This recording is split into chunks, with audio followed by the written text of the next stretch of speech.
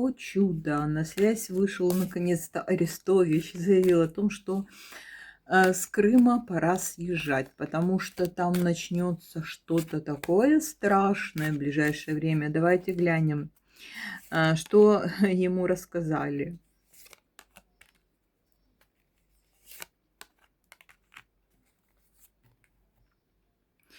Отсутствие жизни на острове.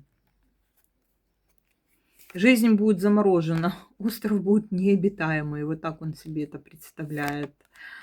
До тех пор, пока оттуда не уйдут старые друзья.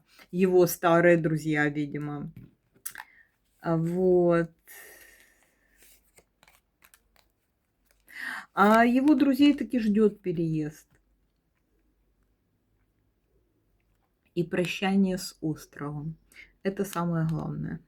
Сказка, предположение, расклад.